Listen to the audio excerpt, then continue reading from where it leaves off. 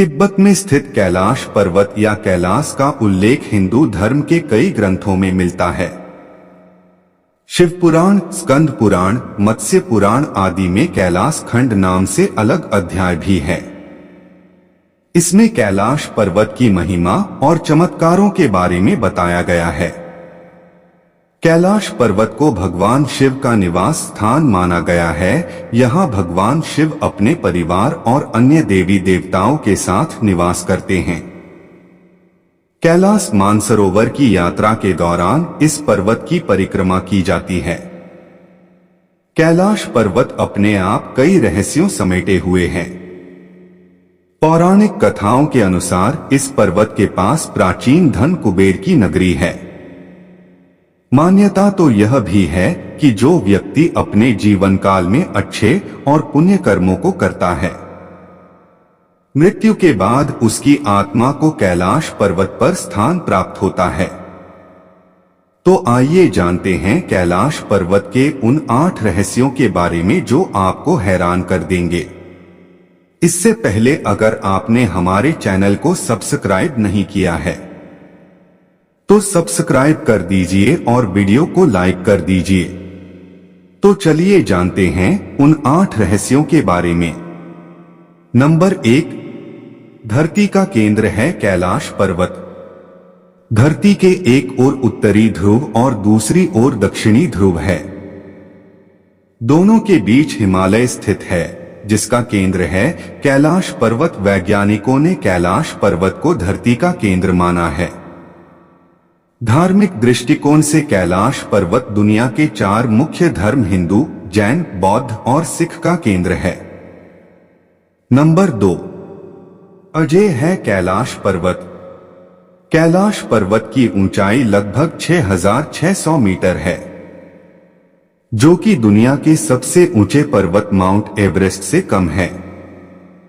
Mount Everest पर कई लोग चढ़ाई कर चुके हैं, लेकिन ऊंचाई में इससे कम होने के बावजूद भी कैलाश पर्वत के शिखर पर अब तक कोई भी नहीं चढ़ पाया है और यह आज भी अजेय है। नंबर 3, पर्वत के शिखर पर कोई नहीं चढ़ सका। कैलाश पर्वत के शिखर पर चढ़ना निषिद्ध है, लेकिन 11वीं सदी के एक बौद्ध भिक्षु योगी मिलारेपा ने कैलाश पर्वत पर चढ़ाई की थी। इस पर्वत के शिखर पर पहुंचकर वापस आने वाले वह पहले इंसान थे। हालांकि पर्वत के शिखर पर चढ़कर वापस आने के बाद मिलारेपा ने कुछ भी नहीं कहा, इस कारण आज भी यह रहस्य बना हुआ है। नंबर 4, कैलाश पर्वत से सभी नदियों का उद्गम। कैलाश पर्वत की 4 दिशाओं से 4 नदियों ब्रह्मपुत्र, सिंधु, सतलज और कर्नाली का उद्गम हुआ है। इन नदियों से ही गंगा, सरस्वती समेत अन्य नदियां निकली हैं। कैलाश के चारों दिशाओं में विभिन्न जानवरों के मुख हैं, जिसमें से नदियों का उद्गम होता है। इसके पूर्व में अश्वमुख है, पश्चिम में हाथी का मुख, उत्तर में सिंह का मुख और दक्षिण में मोर का मुख है। नंबर 5, गूंजती है डमरू और ओम की आवाज। कहा जाता है कि कैलाश पर्वत या मानसरोवर झील के नजदीक जाने पर लोगों को निरंतर एक ध्वनि सुनाई पड़ती है। इस ध्वनि को ध्यान से सुनने में डमरू या ओम की तरह सुनाई देती है। हालांकि वैज्ञानिकों का कहना कि यह आवाज बर्फ के पिघलने से भी हो सकती है। नंबर 5, यति मानव का रहस्य। हिमालय वासियों का कहना है कि हिमालय पर यति मानव रहता है।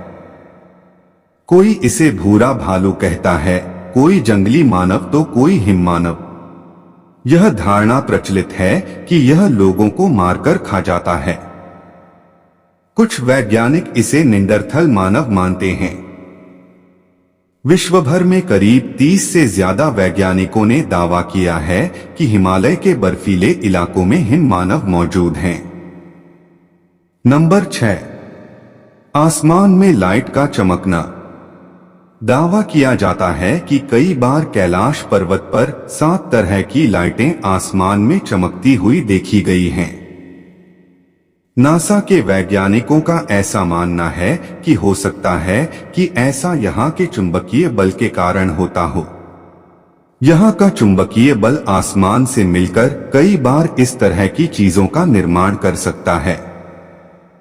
नंबर 7, दुनिया का सबसे दुर्लभ मृग है कस्तूरी मृग। यह हिरण उत्तर पाकिस्तान, उत्तर भारत, चीन, तिब्बत, साइबेरिया, मंगोलिया में ही पाया जाता है।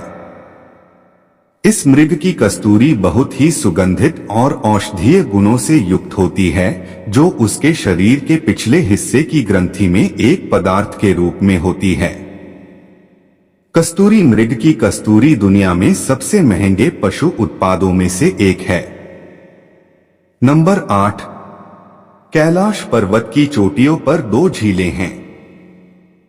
पहली मानसरोवर झील, जो दुनिया की सबसे ऊंचाई पर स्थित शुद्ध पानी की सबसे बड़ी झील है।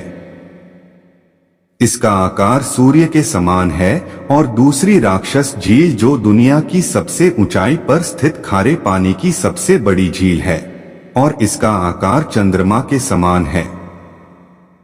यह दोनों झीलें यहाँ कैसे बनी, इसको लेकर वैज्ञानिक आज भी शोध कर रहे हैं।